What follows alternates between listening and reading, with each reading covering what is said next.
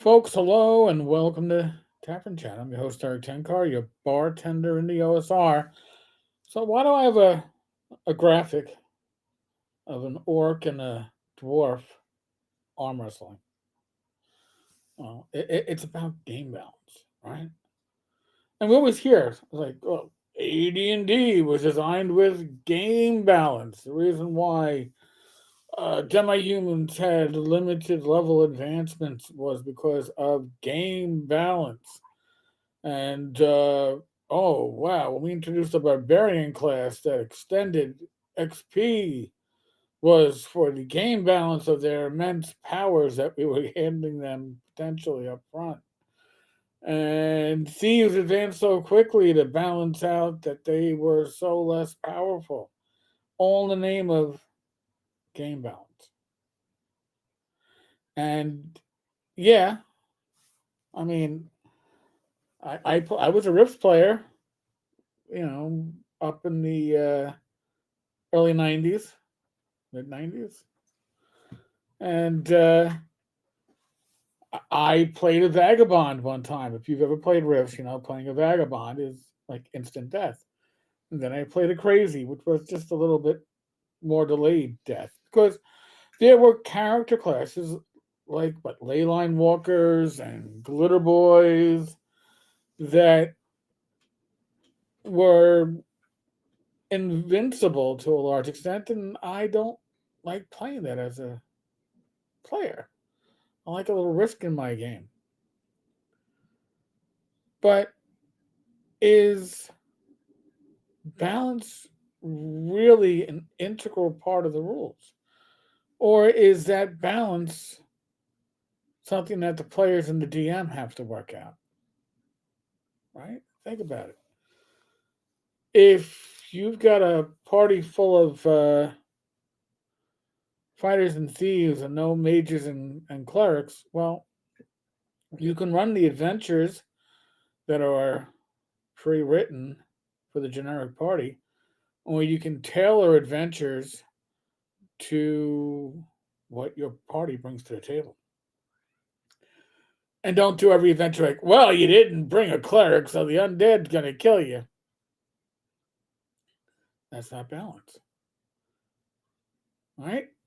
And I think that's what we have to remember when it comes to game balance. You got to balance the campaign and balance the session against the party that's presented to you. I mean, I do this in a way at conventions, right? Until the party has encountered the adventure isn't fully written. And if I see I have a party that's heavy in fighters and light in healers, I may rejig some things. I tinker a little bit just to make it a better experience. Because remember, it's a convention game. But even in your home campaign, sure, you'll tell your players pick a balanced party, but sometimes I can Joe the Lawyer's campaign. I think we had three priests at one time. I mean, usually you have enough trouble getting single priest in a party, or a cleric, or a healer. We had three. It changes the power dynamics. And if you're going to challenge your players, you're going to work on that balance. But that's why I had this little arm wrestling graphic. Went to Grok. Listen, I'm going to do a whole video one day on AI. It has its uses. I don't believe its uses are in commercial products, but it has its uses. But the idea is, in my mind, for a campaign to work, a session to work, tournament to work, there's got to be a balance. And it does not mean that in every encounter needs to be unbalanced, or be balanced. No, there should be stuff which defines the OSR. And the OSR is oh shit run, right? That's my favorite definition of the OSR. Oh shit run. There are times when the players are going to be up against an opposition that they are not properly equipped to defeat. And they need to be able to recognize that. And as a GM, you need to give them those signals and signs. If they ignore it, that's on them. But you need to give them the signals and signs. If I was a betting man in this picture, I think I put my money on the orc.